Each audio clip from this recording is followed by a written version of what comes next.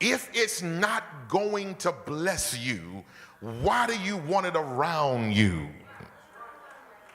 If it brings you no peace, why you want it around you? Look at your neighbor, just grab him and say, if it brings you no peace, if you upset all the time, if you mad all the time, if you depressed all the time, if you're anxious all the time, why do you want something around you or somebody around you that keeps you upset? That's ultimately not the will of God for your life, because the Bible says that the blessing of the Lord maketh one rich and adds no sorrow to it.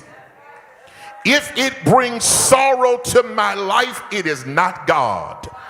Come on, find your praiser on your road, touch him for the second time as a neighbor. If it brings sorrow to your life, it is not God. Now, can you clap your hands tonight for your freedom in here?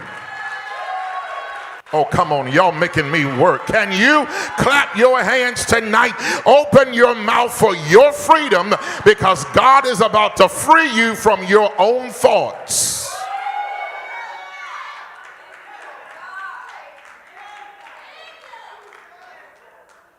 So that whole statement, Tasha, that says, they that wait upon the Lord shall renew their strength. They shall mount up with wings as eagles. You cannot parallel that with good things come to those that wait. You can't make that a cross-pollinated theory, because it does not make sense. Look at the text, y'all. The Bible says, they that wait upon the Lord shall do what? Renew their strength. Say this with me tonight. Waiting is not sitting. It is serving while standing still. It's waiting while standing still. Diane, thank you, Randall. It's waiting. It's waiting, not sitting. It's serving while standing still. Standing at attention.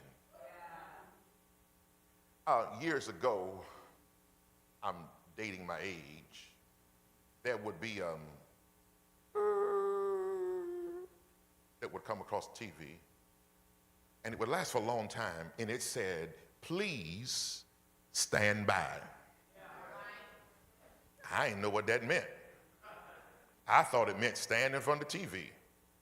Please stand by. Sometimes God makes interruptions in your life and sends you a little signal and tells you, whatever you do, don't move now. The Hebrew word for wait in Isaiah 40:31 is the word gava. Say it with me, gava, which means to bind together, twist, or intertwine with expectation.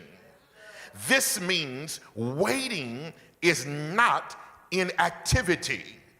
It is intentional attachment to God while time is moving. So the problem is not that people are waiting. The problem is how they are waiting. Come on, touch your neighbor beside you for the first time and say, neighbor, you cannot wait frustrated. You cannot wait fatigued. You cannot wait angry. You cannot wait while trying to do it yourself. You've got to learn how to trust God in the process, because waiting is not about time passing. It's about strength being produced. Now, look at your neighbor and tell them, I'm getting stronger every single day. Oh, you're not talking to anybody. Look at your neighbor and tell them, I'm getting stronger every single day. Come on, look at them like you got an attitude and tell them, I'm getting stronger every single day. The stuff that used to make me cry yesterday, today I can laugh about it. The stuff that used to make me weak last year, today I'm feeling like I can handle everything in the world. I need at least 5 of y'all tonight to open up your mouth and declare, I'm getting stronger. Look at somebody around you. Tell them, I'm getting stronger. I'm getting stronger. I'm getting stronger. Because waiting is not a practicum of time. Waiting is a process of God's design. Say it with me. Waiting is not a practicum of time. Waiting is God's design for your life. And Carlos, this is what I've discovered, that many people quit on God because it looks like it's taking too long. Yeah. Look at somebody around you and tell them, neighbor, God's not taking too long. You're just impatient. You need to learn how to settle yourself and learn that he may not come when I want him, but he's an on-time God. Would you just open your mouth and shout that with me tonight? He's an on-time God. Here it is, y'all. Waiting produces an exchange, not an outcome. Okay, that didn't make sense. Waiting produces, say it with me, waiting produces an exchange, not an outcome. Look at the word renew. Renew. Renew literally means exchange. So God is just not promising a result at the end of the wait. He is promising a transaction during the wait. Only 2 of y'all got it. God said, I'm ready to give you stuff that you have never had before.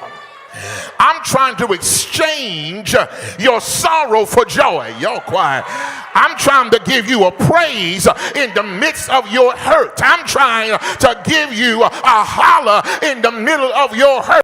I need somebody tonight to open your mouth and declare, God's trying to give me an exchange. The Bible says, beautiful ashes, garment of praise for the spirit of heaviness. Tonight, would you open your mouth and shout for the exchange that's about to happen in your life? Oh yeah, look at somebody and say, neighbor, God is renewing me every single day. Is there anybody in church tonight that can open your mouth and shout for the renewed you? You're not the same person that you were yesterday. Somebody shout, I'm a brand new person. Now hold on.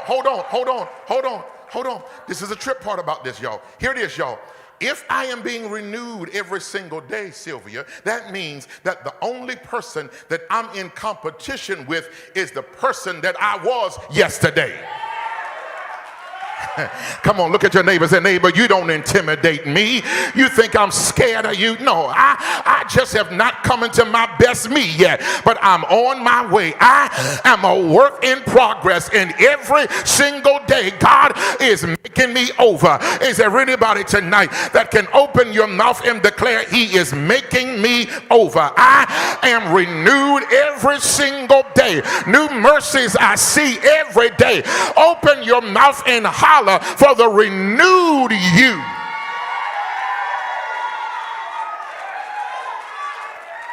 Shall renew their strength.